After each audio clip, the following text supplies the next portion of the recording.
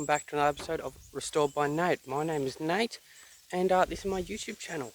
Now, in today's episode, I'm going to show you something I have recently obtained. Like, recently as in less than an hour ago it's been here. So let me flip you around and show you what today's episode is about. Alright everybody, so let me tell you the story. I thought I was getting a Type 3 fastback. Turns out this is not a fastback, but I'm not disappointed. So this is a beetle buggy. If we have a look on this side, you can see the filler cap. So it's a later model beetle, smaller trim, you know, stuff like that. This later style ignition. But we do have 4 stud wheels and a motor. I'm not going to say it's like 1600 or anything. Twin carbs. Is it twin port? Should be. Yeah, twin port, twin carbs. And not seized.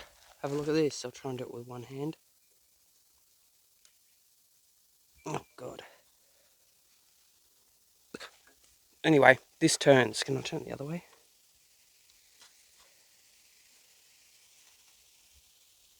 I obviously can't do it with one hand. But that does turn. I've already turned it 3 times today. So yeah, I'll just give you a walk around. The purchase price was good because it was free. And so yeah, that's what we got. Got some seats as well. Check out these. Got a bit of a pattern to it, eh? Same with those, redone different material. Got some bits of glass there. So yeah, that's what we got. So there's a fuel tank here, obviously. Not many features, we've got to give it a clean out. There are some features for my 2 cars. Starting off with that shutter over on the vent. I'll put that on my Beetle.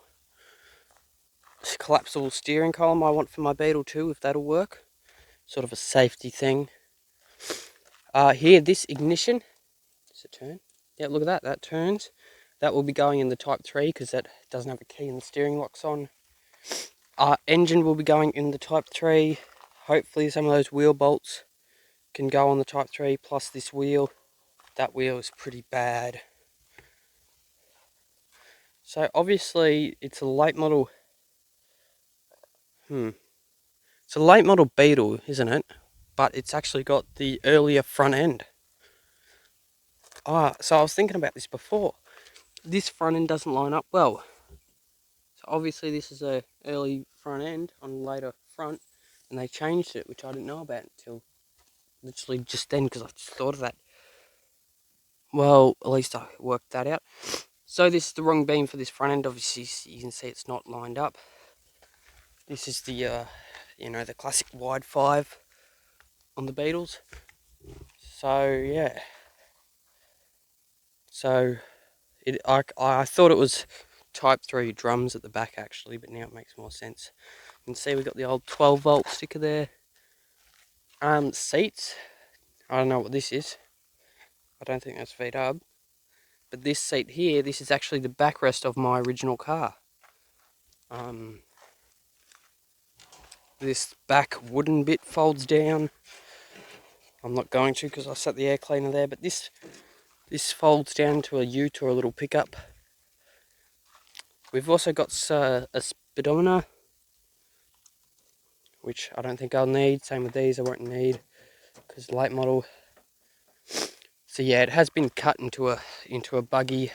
Here's been cut too. Don't know why actually, but maybe to miss the shock towers. Maybe that's what that's for. So it's got that. It's obviously got the washer bottle here. Maybe some of these things will be good for the Type 3. I don't know what this hole here's for.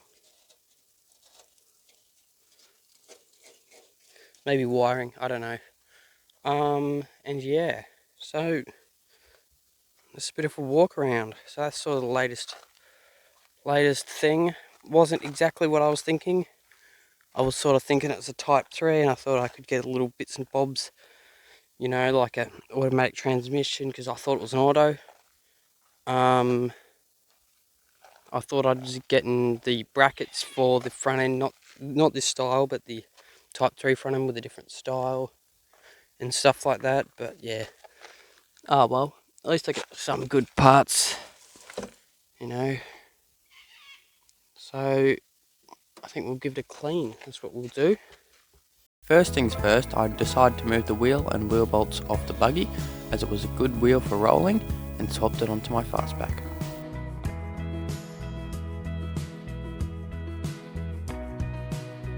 Next up came time to clear all the leaves and debris built up, making it nice to work on and seeing what we really got. So I've cleaned up briefly, just a little bit here and there, got most leaves out. I've found a lead for the coil to the distributor, just clean that up. And maybe in this episode, because it's getting quite late tonight, we might be able to put a battery to it and see if anything happens. Okay, if the thumbnail of this video wasn't clear enough already, of course we will try to crank it, but didn't expect the path that we would go down. Obviously, the first thing to do when cranking the motor is to connect up the battery. But we were already having bad luck as the terminals were broken. Got some vice grips on one and used a soft hammer to gently tap the other one down.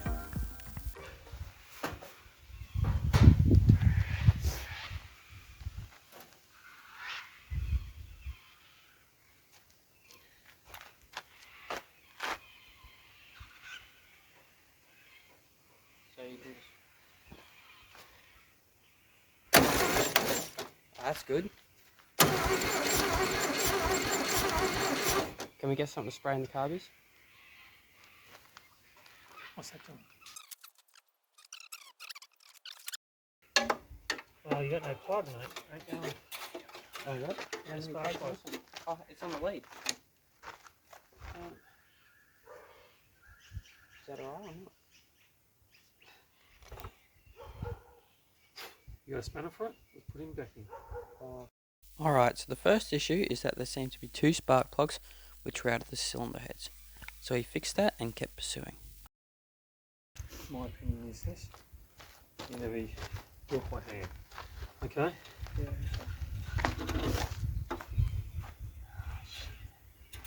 You hold this. Hold the what?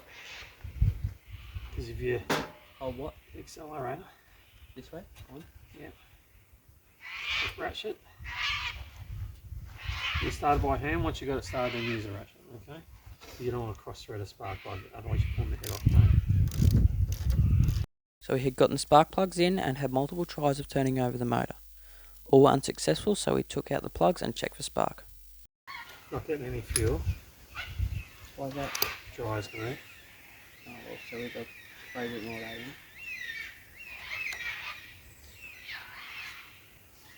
Can you come out? Oh, doesn't need to earth something. Right, tell me if that's got any spark in it, plug. No, no spark.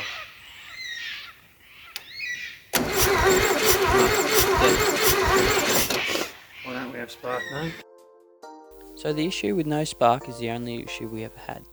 We worked on it for nights trying to work it out, trying to crank the motor over and over till our battery was flat. And there we were led to believe it was a coil or some sort of wiring issue. Alright, it's another day, a few days later. We've backed it up to the shed here and I've cleaned up the air cleaner. It looks like it was originally black, someone's painted it blue, so I've cleaned that up. Got it fitting, we're obviously missing a wing nut there. But let's see if we can get this started today. The battery's fully charged again. So let's see if we have any luck. Alright, so we are replacing the points for the distributor. We worked out the coil does have power because we just weren't getting it the other day, but we do have power to the coil. So now we're going to work out the points in the distributor and see if we can get it fired up.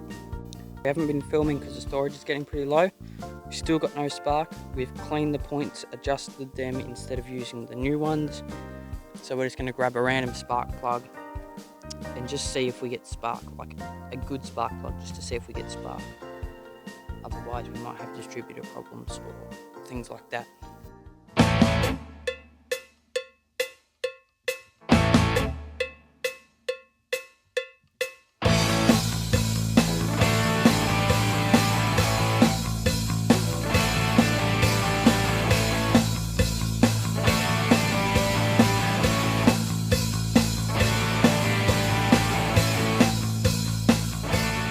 Okay, it is later in the evening and we're seeing no success with this. So, we did end up changing the points in the distributor. Once we cleaned the old ones, seeing no luck, so we ended up changing those. Changed the coil works, distributor spins, still getting no spark. That's a brand new spark plug that we're trying to just try out. So yeah.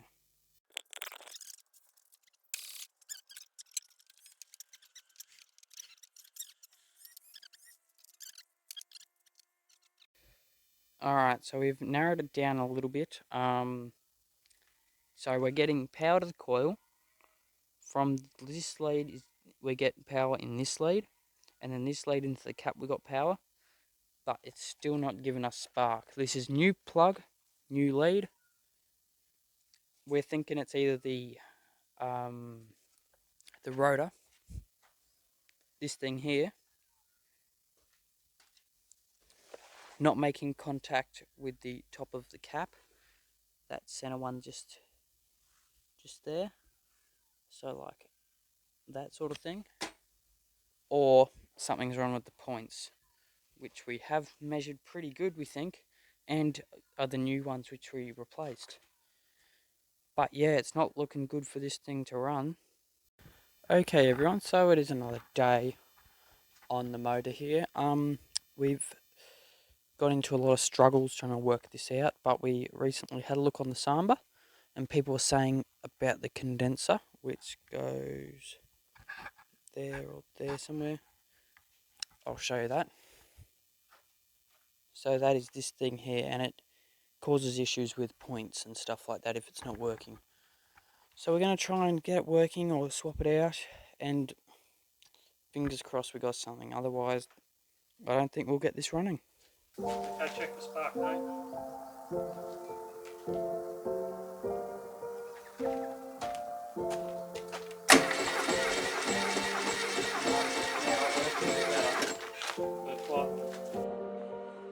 We kept on tinkering, but seemingly we were still puzzled on what the issue was. We believed we had covered everything. We knew we had power to coil, power and coil lead, power to distributor cap.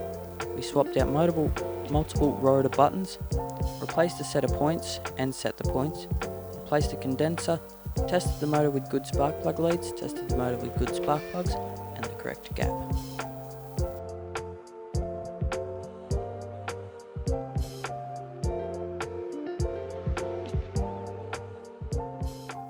Alright everybody, it's been pretty unsuccessful. So, last I said, we were changing the condenser, no luck with that. Then after that, we fiddled with the points a bit more, stuff like that. Then we worked out that underneath the points and between the distributor, there is meant to be a felt pad. You can see that. Because of how old this was, it wasn't there. We didn't have anything, so we had something. We had a nylon little piece of something which we cut. It already had a hole in it, and we've used it sort of as a washer, which doesn't conduct electricity, which is the aim.